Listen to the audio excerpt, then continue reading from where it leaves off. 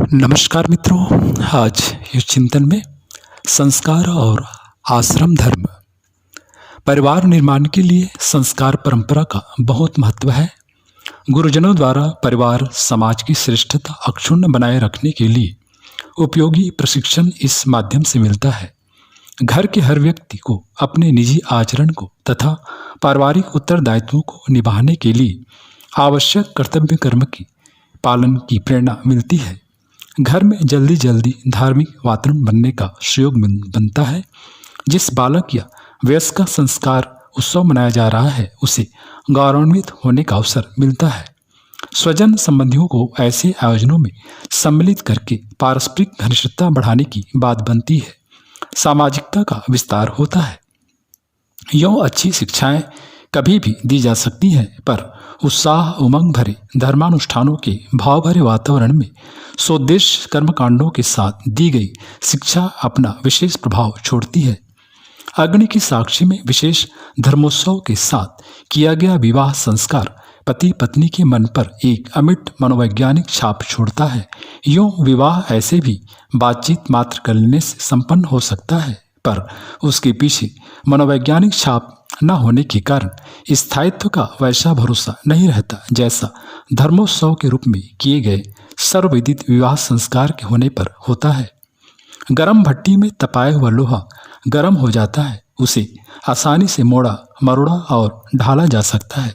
संस्कारों के धर्मोत्सव में उस व्यक्ति को तथा उपस्थित लोगों की मनोभूमि ऐसी हो जाती है कि पुरोहित द्वारा दी गई अभिष्ट प्रेरणाएं अंतरंग की गहराई तक प्रवेश कर जाती हैं और चिरकाल तक अपना सत प्रभाव बनाए रहती हैं। उससे न केवल संस्कार वाला व्यक्ति वरन सारा परिवार एवं उपस्थित मित्रों पड़ोसियों के परिवार लाभान्वित होते हैं।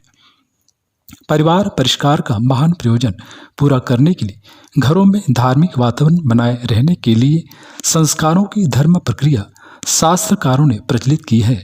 जहाँ उसे श्रद्धापूर्वक कार्यान्वित किया जाता है, वहाँ बाल तरुण वृद्ध नर नारी सभी को सुसंस्कारी बनने का अवसर मिलता है।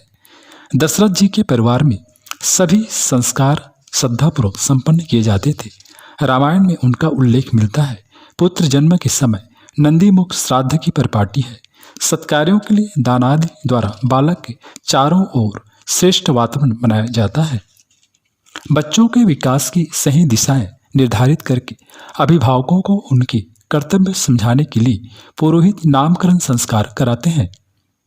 गीतावली में वाल्मीकि द्वारा लव कुश के संस्कारों का भी वर्णन मिलता है। बालकों के कुछ बड़े होने पर उनके बौद्धिक विकास तथा शिक्षा स्थापना के लिए मुंडन संस्कार कराया जाता है।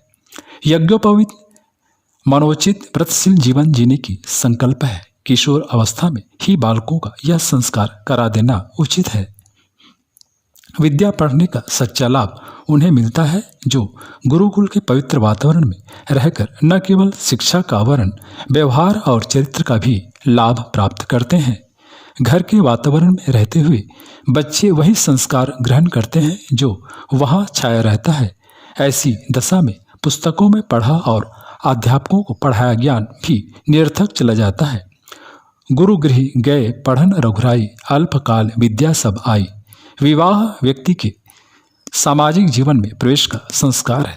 इसे केवल समारोह के रूप में नहीं, संस्कार के उपयुक्त वातावरण में किया जाना चाहिए। चारों भाइयों के विवाह इसी ढंग से हुए थे।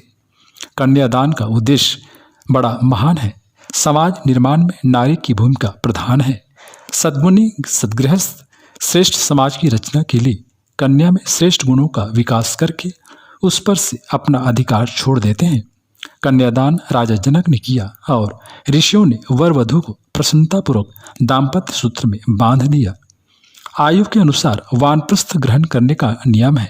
दशरथ जी ने दर्पण में देखा कि कान के पास बाल सफेद हो गए हैं, अर्थात बुढ़ापे का संदेश आ गया। ढलती आयु में घर के समर्थ बच्चों को उत्तराधिकार देकर स्वयं वानप्रस्थ में प्रवेश करना चाहिए, ऐसा उन्होंने निश्चय किया। तदनुसार राम को युवराज घोषित करने की तैयारी आरंभ कर दी गई। ढलती आयु में भी जो मोहवश घर में ही घुसे रहते हैं, तप का मार्ग छोड़कर लोभ मोह में ग्रसित रहते हैं, उनकी स्थिति पर क्षोभ रोष असंतोष व्यक्त करते हुए रामायण कहती है, असुर पत्नी मंदोदरी भी अपने पति रावण तक को वानप्रस्थ के लिए प्रोत्साहित करती है। भारतीय संस्कृति यज्ञीय जीवन क्रम की शिक्षा देती है। मृत्यु के पश्चात शरीर को भी यज्ञार्पण करके अंत्येष्टि संस्कार किया जाता है। राजा दशरथ के देहांत पर भरत ने सारे कृत्य किए। चित्रकूट में श्री राम ने भी इसी मर्यादा का पालन किया। बाली के मरने पर श्री राम सुग्रीव से उसकी अंत्येष्टि क्रिया कराते हैं। गिद्ध जटायु को उसके त्याग के कारण श्री राम पिता तुल्य सम्मान देते हैं तथा स्वयं उनकी अंत्येष्टि भी करते हैं। मित्रों, इसी प्रकार रावण के मारे जाने पर श्री राम की आज्ञा अनुसार विभीषण समयानुसार कर्म करते हैं। अंत्येष्टि के बाद श्राद्ध की भारतीय परिपाटी है। दुर्भाग्य से उसमें अब मृतक भोज जुड़ गया है। श्राद्ध का उद्देश्य यह था कि मृतक द्वारा संचित धन को समाज की संपत्ति मानकर उसे लोकोपयोगी कार्यों में लगा दिया जाए। भरत ने दशरथ के श्राद्ध में सत्कार्यों के लिए दान का उल्लेखनीय आदर्श उपस्थित किया। इसी प्रकार संस्कारों के शुद्ध रूपों का प्रचलन करके श्रेष्ठ परिवार और समाज रचना में महत्वपूर्ण योगदान दिया जा सकता है।